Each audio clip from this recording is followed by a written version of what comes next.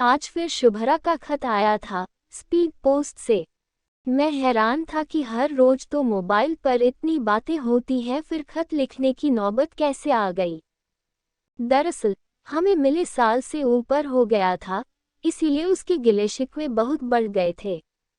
भारी मन से मैं उसका खत पढ़ने लगा। उसके खत में शिकायतें, शिकवे, उलाहने थे। अगले पेज पर भी बदस्तूर एक दूसरे की जुदाई में गीली लकड़ियों की तरह सुलगते, पानी के बिना मछली की तरह तड़पते और साबुन की टिकिया की तरह घुलते जाने का जिक्र था। एक बात हर तीसरे वाक्य के बाद लिखी थी, कहीं तुम मुझसे दूर तो नहीं हो जाओगे न, मुंह तो नहीं फेर लोगे।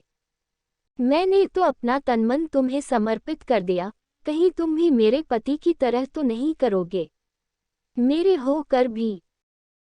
फिर भावुक शब्दों में लिखा था, मैं यहाँ इतने लाखों इंसानों के बीच अकेली, लगातार अपनी पहचान खोती जा रही हूँ।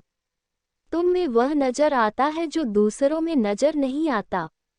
मैं हमेशा तुम्हारे साथ रहने में गर्व महसूस करूंगी। कहीं तुम बदलने तो नहीं लगे हो। तुम्हारी बातों से तो लगता है कि तुम हारने लगे हो।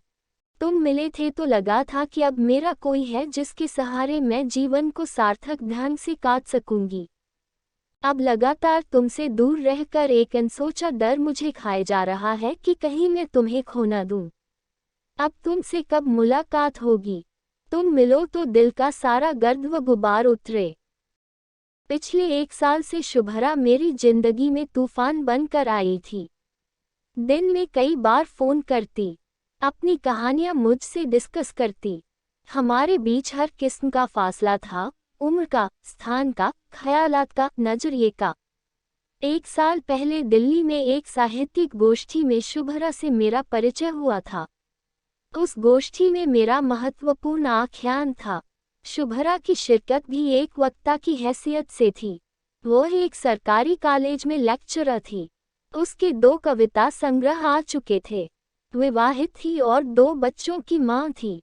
विश्वविद्यालय परिसर में बने विश्रामगृह में हमें ठहराया गया था। वहां हमारे कमरे आमने सामने थे। मेरे नाम से वह बहुत पहले से ही वाकिफ थी, क्योंकि मेरी कहानियां पिछले कई बरसों से अच्छी पत्रिकाओं में छप रही थीं और मेरे 5 कहानी संग्रह भी छप चुके थे। अभी गोष्ठी का पहला ही दिन था और शुभ्रा ने मुझे ढूंढकर अपना परिचय दिया। मैं शुभ्रा वर्मा। आप तो मुझे जानते नहीं होंगे, मगर मैं आपको नाम व चेहरे से अच्छी तरह जानती पहचानती हूँ। मैंने मजाक में कहा, क्या मेरा नाम इतना बदनाम है कि बिना अपना परिचय दिए आपने मुझे पहचान लिया? नहीं सर, आपकी तो हमारे शहर की सभाओं में अच्छी धूम है। हम तो आपको आमंत्रित करने की योजना बना रहे थे।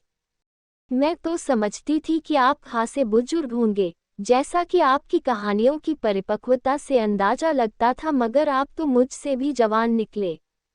अजी, अभी तो मैं जवां हूं, मगर आप भी कम हसीन नहीं हैं। बड़ी देर तक हम साथ साथ बैठे चहकते रहे। गोष्ठी के पहले सत्र के बाद शाम को हम कनॉट प्लेस की तरफ घूमने निकल गए।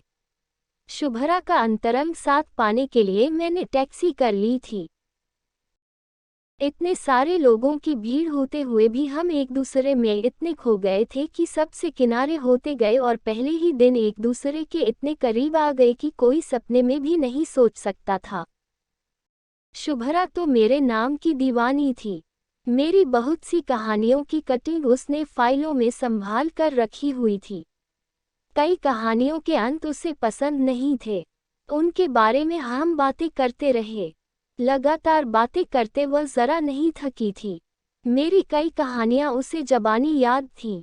इस वजह से भी मेरी उत्सुकता उसमें बढ़ गई थी। एक तो वह गजब की सुंदर थी और फिर बुद्धिजीवी भी। ऐसी स्त्रियां तो कहानियों में ही मिलती हैं। उसने लेखन के बारे में हजारों सवाल पूछे। वह ठहरी साहित्य में पीएचडी और मैं विज्ञान में स्नातक। साहित्य शुभ्रा के रोम रोम में बसता था। वह पागलों की तरह साहित्य को समर्पित थी। बस एक समस्या थी उसकी। पढ़ने के मामले में उसकी बात ठीक थी, मगर जब कुछ लिखने की बात आती तो कागज कलम दगा दे जाते थे। उस शाम हम 10 बजे तक कनॉट प्लेस के गोल बरामदों में घूमते रहे। पहले दिन ही उसने अपने जीवन की सारी बातें मुझे बता दी और मेरे व्यक्तिगत जीवन में भी झांक लिया था। अकेले दिल्ली आने की यह उसकी पहली यात्रा थी।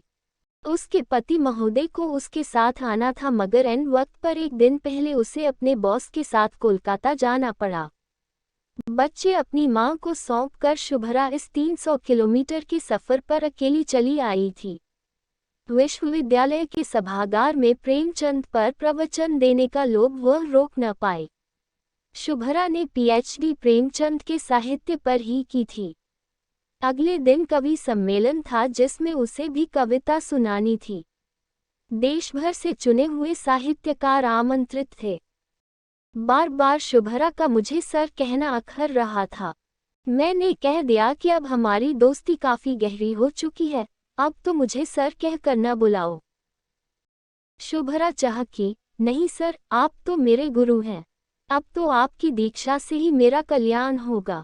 चाहे दोस्त समझिए या अपनी शिष्या, अब तो आप ही मेरा जीवन सार्थक करेंगे।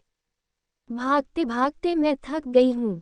आपका स्वभाव मुझे बहुत अच्छा लगा और जीवन के प्रति आपका दृष्टिकोण। मुझे झिझक हो रही थी। इतनी सुंदर और सुशिक्षित स्त्री, उम्र में मुझसे 10 साल छोटी, सरकारी कॉलेज में लेक्चरर, मुझ साधारण व्यक्ति की इतनी इज्जत करती है, शायद मेरी कहानियों की वजह से। ऐसी औरत का साथ पाने के लिए जैसे मैं बरसों से तरस रहा था। अब मेरी चिरसंचित इच्छा पूरी होने जा रही थी। अंदर ही अंदर मैं बुरी तरह कांप रहा था।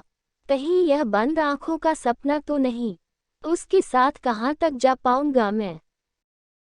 शुभरा कहे जा रही थी, आपकी कहानियों की जान है आपकी सटीक व सधी हुई भाषा और आज के समय के अनुरूप आपके कथानक। आप पाठक को उलझाते नहीं, उसे सीधे समस्या की जड़ में लेकर जाते हैं। आपकी कथाओं में गजब की विविधता है। मैं सोचती थी कि यह आदमी कितनी जगह घूमता होगा। इतने अद्भुत स्थल, इतने अनोखे मंजर, देश दुनिया के हर धर्म व क्षेत्र के लोगों को कथा का पात्र बनाना। सर, आप सोच भी नहीं सकते कि कुछ पत्रिकाओं के मैं सारे अंक खरीदती हूँ आपकी कोई नई कहानी पढ़ने के लिए। You touch my heart, sir. बाकी किताबें तो दिमाग को कपकपाती हैं, मगर आपके पात्र सीधे मेरे मन को छूते हैं। खाना तो हम बाहर ही खा कर आए थे।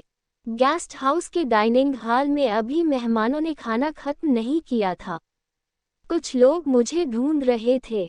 मुझे उनसे दूर रखने के लिए शुभरा मुझे अपने कमरे में ही ले गई। पजेसिव होने की इंतहा थी यह। मन ही मन में भी गहरे रोमांच में था। चाहता था कि हमारा यह संबंध प्रगाढ़ से प्रगाढ़तम हो, मगर बहुत गहरे धंसने का मेरा इरादा नहीं था।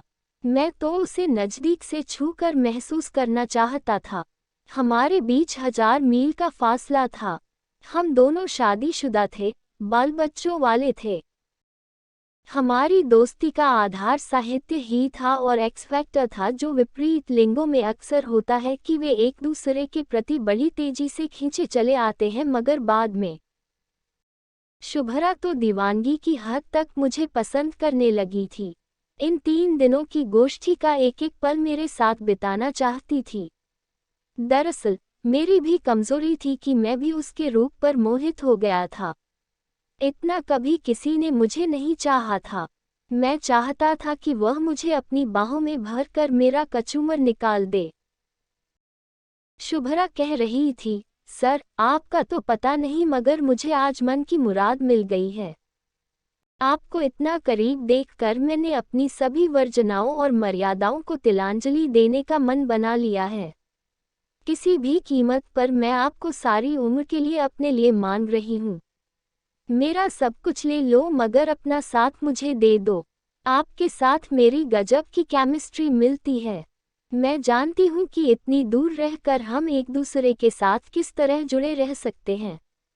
आजकल मोबाइल है, पत्र व्यवहार है और फिर समय समय पर हम मिलेंगे न। आप सब कुछ जानते समझते हैं। मैं खुद ही स्वयं को आपको समर्पित कर रही हूँ। समाज इसे गलत समझता होगा, मगर आपको सदा के लिए अपने दिल में बसाने के लिए मैं इसे जरूरी समझती हूँ। हमारे बीच जिस्म की दीवार नहीं होनी चाहिए। मेरा स्वार्थ आपसे कुछ अनुचित काम करवाना नहीं है, मगर आपका साथ अब मुझसे छूटेगा नहीं। शुभ्रा मन बना चुकी थी। अब उसे कोई तर्क देकर समझाना संभव नहीं था।